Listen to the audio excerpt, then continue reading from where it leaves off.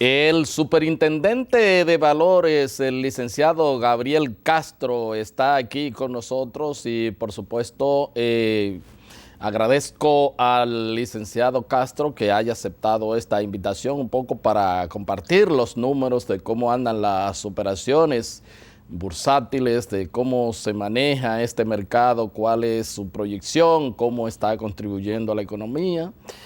Y bueno, si se puede hablar un poquito de política, ¿verdad? Porque ya estamos prácticamente en campaña y hay almas que salvar dentro de lo que se pueda mover, por supuesto, el licenciado Castro. Así que, Muy bienvenido, buenas, ¿cómo te muchísimas está? gracias. Placer de estar de nuevo por acá. ¿Cómo no? ¿Cómo no? ¿Cómo andan las operaciones bursátiles aquí en la República Dominicana? ¿Cuándo nuestro mercado de valores se puede poner saco y corbata y pantalones largos? ¿O ya se mandó a hacer el traje o ya se lo está poniendo? Bueno, ya se lo está poniendo. Héctor y el público en general. El mercado de valores, para poner en contexto esto, es un mercado alterno de financiación al bancario, con la diferencia básica que aquí el intermediario o el inversionista y el empresario no tienen nadie por el medio, Sí. ni hay una garantía. O sea, por eso es un mercado que funciona en base a confianza, en base a credibilidad, en base a información oportuna y veraz. Entonces, la República Dominicana entró un tanto tarde a este concierto de operaciones en el mercado, pero ya a partir de los gobiernos del PLD, la gente comenzó a tomar credibilidad en el mercado, porque hay que recordar la historia siempre. Sí. Los dominicanos que conocemos, recordamos el huracán David, podemos hacer memoria. Para esa época, el entonces gobierno de don Antonio Guzmán Fernández emitió unos bonos para financiar la reconstrucción del país, le llamaban los bonos del huracán David, Sí. y no fueron redimidos. Hubo muchos problemas y eso alejó a la gente del mercado de valores. Los gobiernos del PLD, aunque la ley es del año 2000, fruto del primer gobierno del PLD, del presidente Fernández, se promulgó la ley, pero no fue hasta el 2004, 2005 que comienza el despegue del mercado. También en ese lapso de tiempo pues se pasó a desmaterializar los títulos, y me explico. Sí. O sea, anteriormente tú ibas, por ejemplo, al Banco Central y te daban un título físico. Hoy día eso no existe. Hoy día usted tiene una anotación electrónica en lo que es el depósito centralizado de valores, que es el custodio de los valores. Eso obviamente permite primero más agilidad en las operaciones, menos riesgo de que se te vaya a perder, que se te roben el título, etc. Entonces, también pasamos a un esquema donde el Estado dominicano se puede financiar y se financia en el mercado, que eso es una modalidad también que le impuso el PLD aquí en los gobiernos nuestros, y entonces eso le ha dado más volumen y más cantidad de operaciones al mercado. Okay. Por igual también las empresas privadas emiten el mercado. Por ejemplo, para que el público se ponga en contexto en esto, el proyecto eléctrico de Los Cocos, el primer proyecto eólico del país, se financió, un proyecto de 70 megavatios, se financió con una emisión de bonos en el mercado de valores. Para decirte un ejemplo. Entonces, es un mercado que ha ido creciendo a tal extremo, Héctor, que el año pasado, en el 2014, el mercado alcanzó operaciones por alrededor de 22 mil millones de dólares. Estamos hablando de algo más de un tercio del Producto Interno Bruto del país. Y eso tiende a tener un crecimiento sostenido. El mercado en los últimos 4 o 5 años ha estado creciendo a 2 dígitos, estamos hablando alrededor del 15%. Ahora nosotros estamos trabajando, ya hemos trabajado en un nuevo proyecto de ley que reposa en este momento en la oficina del señor presidente de la República, para de ahí enviarlo al Congreso. ¿Por qué un nuevo proyecto de ley? Como te decía, la ley nuestra data del año 2000, la vigente. Después del año 2008, cuando se produjo la crisis financiera internacional, todas las regulaciones de los mercados de valores del mundo cambiaron. Sí. Entonces la República Dominicana, que es signataria de acuerdos internacionales, tiene que asumir esas nuevas tendencias reguladoras, que van dirigidas especialmente en primero, tener que el inversionista o el público en sentido general tenga más información. por igual la protección a ese inversionista y las campañas de educación financiera. Por eso tú ves que el Banco Central, la Superintendencia de Bancos, ahora nosotros hemos salido con una campaña para que el público comience a conocer la cultura financiera. De hecho, el Banco Central acaba de firmar con el Ministerio de Educación un acuerdo que nosotros nos vamos a adherir para un cambio curricular en lo que es la educación dominicana, para que los bachilleres nuestros salgan con, por lo menos con determinado conocimiento en esta área que es tan importante en las decisiones más cotidianas de la vida. Aunque sea como eje transversal. Claro, como eje transversal, definitivamente, porque es evidente que todos los días los ciudadanos hacemos operaciones económicas. Por ejemplo, yo que estudié economía, que fue mi primera carrera, pero yo entré así, como se dice, al pelo, o sea, porque no tenía ninguna información anterior durante Entonces, todo el esas son de las tendencias. Entonces, esta nueva ley va a revolucionar también el mercado, porque la idea también de la ley va dirigida, aparte de proteger al inversionista, de darle mayor información, tener más control de las operaciones, porque como tú conoces ahí el mercado bursátil y el extrabursátil, o sea, el primario y el mercado secundario. En el mercado secundario es que más operaciones se hacen, evidentemente. Ahí estamos hablando que el 92% de las operaciones se hacen en ese mercado. Sin embargo, la ley nuestra no tiene un alcance tan amplio para ese mercado para en la parte regulatoria. Y como ahí es que se maneja la mayor cantidad de transacciones, la ley, la norma tiene que dar la potestad a la superintendencia para adentrarse mucho más en esto. Por otro lado también el régimen sancionador que teníamos o que tenemos es muy débil y estamos incorporando un nuevo régimen sancionador. Toda la parte que tiene que ver de gobierno corporativo, de las empresas que participan en el mercado por igual, esta nueva ley lo regula.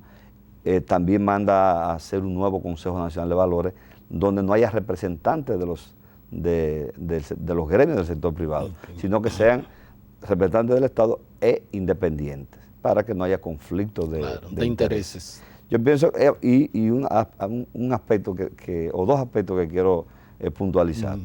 Queremos que en el país se desarrolle verdaderamente un mercado de capitales donde las empresas puedan tener sus acciones en el mercado de valores, en la bolsa, vender o transar parte de su capital accionario y que el público pueda participar.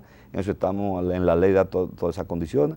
Y por último, y esto sí también muy importante, es incorporar a las MIPYMES al mercado de valores como en otras jurisdicciones.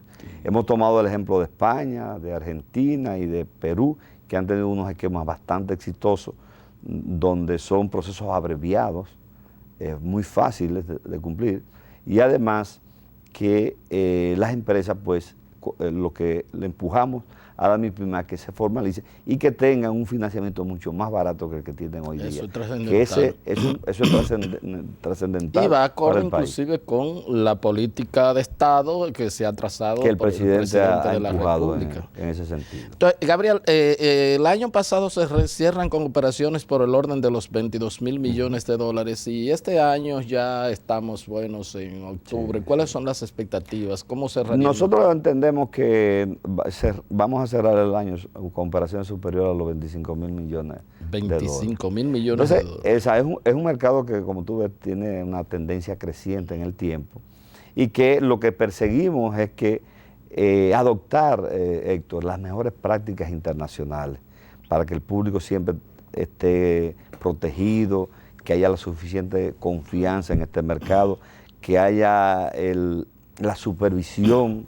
Eso es trascendental. Esa supervisión y más después de esa permanente crisis financiera que obviamente se inició en las operaciones. Justamente se inició en el mercado secundario en Estados Unidos. Así. Entonces, como se mueve un volumen tan grande de recursos, es una responsabilidad del Estado tener un marco institucional y regulador lo más fuerte posible para que el público en sentido general se sienta tranquilo y de que la superintendencia va a ser siempre el ente protector de esos recursos. Porque al fin y al cabo, pues el salvataje siempre lo asumen los estados en todos los países del mundo. Verbigracia Estados Unidos, o sea, quien tuvo que salir Sí, es una responsabilidad del Estado, definitivamente. Por eso a veces la gente no entiende la responsabilidad que se adquiere cuando uno está en una función de esta naturaleza.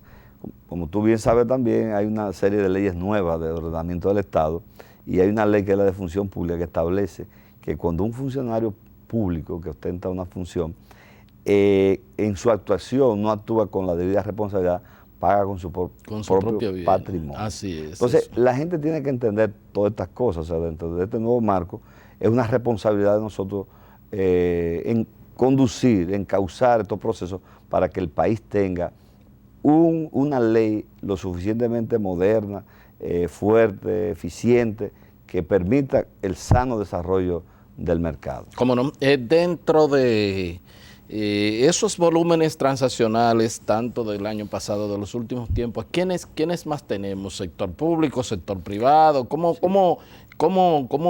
O sea, ¿cómo podríamos un poco disgregar todos estos valores? Mira, siempre en los países en vía de desarrollo se dice popularmente que el nivel de desarrollo de un mercado de valores te indica a ti el desarrollo económico de un país.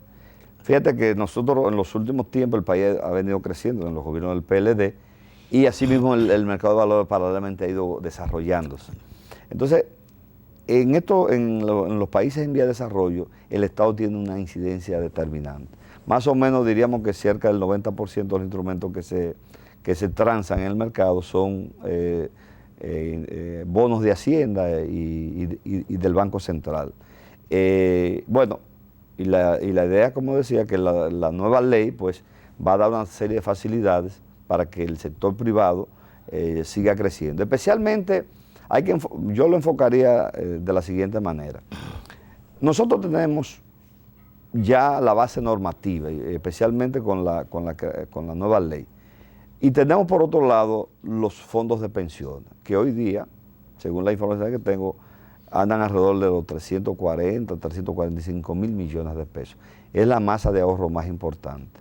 Si nosotros logramos combinar estos instrumentos, estos nuevos instrumentos, estas nuevas normativas, para que los fondos de pensiones vayan a financiar parte del desarrollo del país, de los sectores productivos, pero no solamente del sector privado, sino también de la infraestructura del Estado. O sea, en vez del Estado endeudarse en dólares, por ejemplo, para construir un acueducto, una presa, una planta generadora, pues ahí tenemos ese ahorro público. O sea, es de todos nosotros, de toda la sociedad. Pero además, Héctor, nosotros no estamos inventando nada nuevo. Si tú te vas a Colombia, a Chile, a Perú, a México, a Argentina, a Brasil, los fondos de pensiones son los principales financiadores de la infraestructura pública de esos países.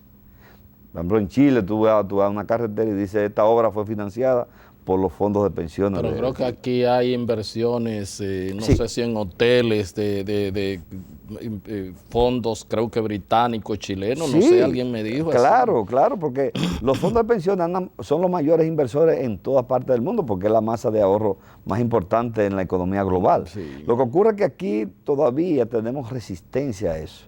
O sea, la gente no entiende que a quien más le conviene eso es justamente a los propios fondos, que haya una diversidad de instrumentos, de proyectos. Pero vamos a ver cuál es gente, porque a veces uno dice, bueno, a la gente no le conviene, pero yo he entrevistado a líderes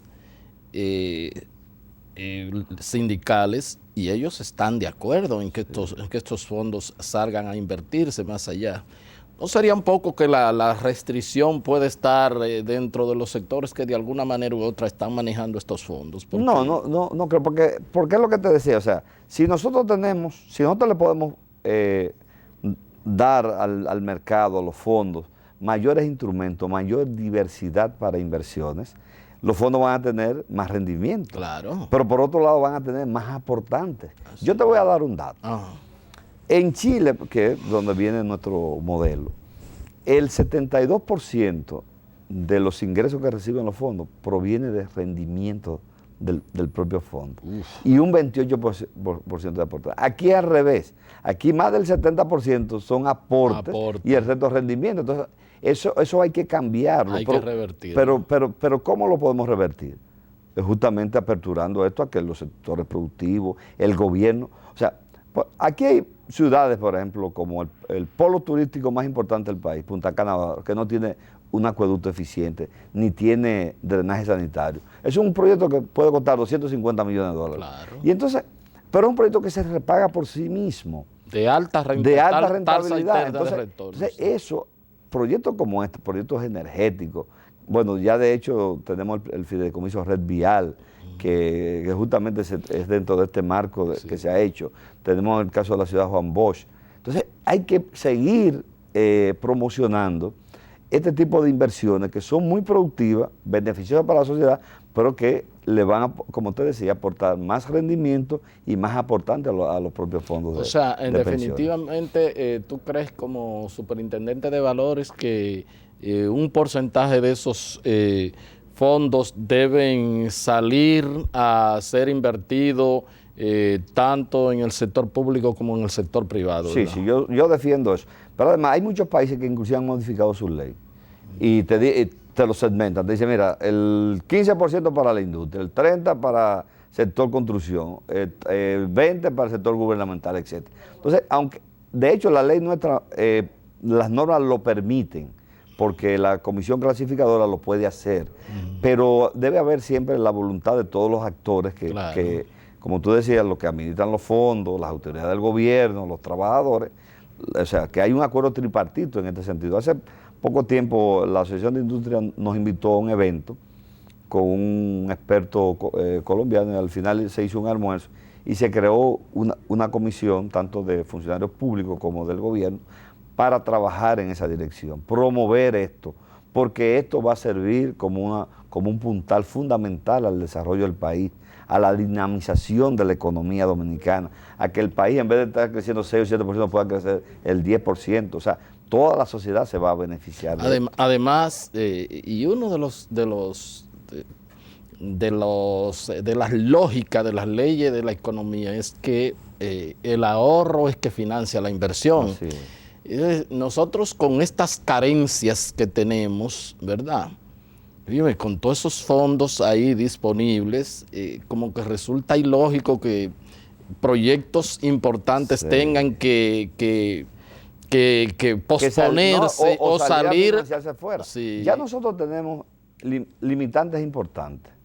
Número uno, siempre los recursos del gobierno son muy limitados. Sí, claro. Número dos, ya tenemos un techo de endeudamiento respetable. Entonces, de hecho, ahí esta misma semana que nos visitó Paul Krugman, que fue a una charla interna, él planteaba que el país se endeudara internamente, justamente enfocándonos hacia los fondos de pensiones. Entonces, no, vemos que todo está alineado para esto. O sea, esto hay que encaminarlo, hay que promoverlo y al final del día quien se va a beneficiar es el país. Claro. O sea, no es posible que importantes proyectos que hay en carpeta en el gobierno y en el sector privado no se hagan porque no hay un financiamiento adecuado. Si tenemos las leyes, tenemos las normas, tenemos la voluntad política. Entonces, yo creo que ha llegado el momento para eso. Quizás no sería que el sector financiero un poco pueda haber algún tipo de competencia desleal. No creo, porque fíjate, a ellos tampoco les conviene tener esa masa de dinero tan...